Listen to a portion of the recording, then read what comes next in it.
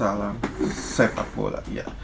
Di video ini gue akan bahas dua match yang hasilnya mengejutkan bagi banyak pihak. Yang pertama ada dari Belanda lawan Ceko. Ya, dimana di sini Belanda kalah 2-0 melawan Ceko.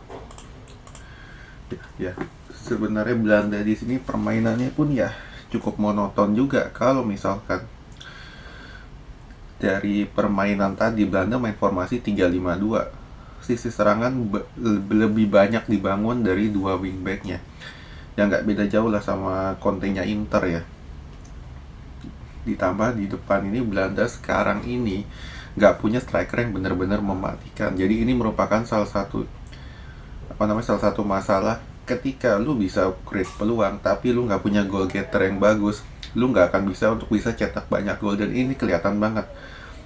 Pertama, Depay dengan Malen ini kan bukan tipikal goal getter yang cocok ketika lu dapat peluang umpan atas, apalagi ketika lu berhadapan dengan back Eropa Timur. Di sini kelihatan banget mereka kesulitan ketika dikepung oleh 1-2 pemain Ceko. Mereka nggak tahu mau ngapain lagi karena yang pertama, mereka nggak punya body balance yang kuat. Seperti Kalas dan Kelučka, ini dua pemain Ceko ini cukup apik ya dalam bertahan dan mengepung permainannya. Ditambah mereka punya dua gelandang pengangkut air, ada Soucek dengan Holst. Jadi istilahnya Belanda nggak bisa berbuat banyak di sini. Dan kalau misalkan di sini strateginya De Boer pun, kalau misalkan lu lihat, monoton banget. Kehilangan De Ligt, selesai udah Belanda ya. Yang dilakukan oleh oleh De Boer ketika dia kehilangan De Ligt, dia cuma menarik Wijnaldum ke belakang istilahnya. Jadi lu di lapangan tengah lu kosong, dan sisi sayap yang selama ini menjadi andalan lu nggak bisa main ya. Ini kalau gue bilang kekalahan Belanda 2-0 ini ya, kalau gue bilang ya sangat layak ya. Kenapa? Karena dengan strategi yang biasa aja lu nggak akan bisa berbuat banyak di Euro ini. Oke, lalu kita ke match selanjutnya.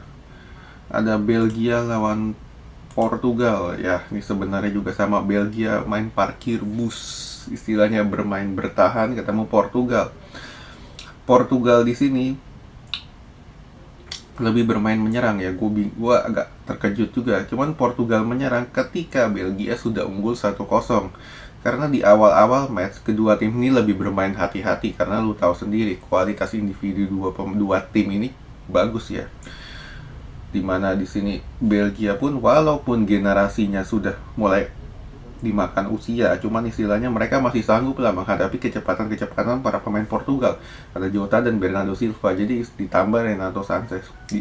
Karena itu kalau gue bilang Belgia di sini cukup sukses juga dalam menahan gempuran-gempuran Portugal. Nah, dimana di sini duet kakak adik Hazard, terutama Torgan yang golnya cukup bagus tuh di babak pertama. Setelah Torgan cetak gol, Portugal mulai berani keluar menyerang. Sisi serangan, cuman permainan Portugal ini kan direct football ya. Direct football yang monoton, lebih mengandalkan skill individu. Jadi istilahnya gue nggak heran ketika serangannya mentok, yang ujung-ujungnya apa? Mereka melakukan shooting dari luar kotak penalti yang kalau gue bilang nggak selamanya efektif, dan di sini nggak efektif sama sekali. Ya, yang benar-benar efektif kalau dilihat dari 90 menit mungkin cuma ada satu atau dua, di mana satunya tuh bentur tiang dalam dari Courtois ya.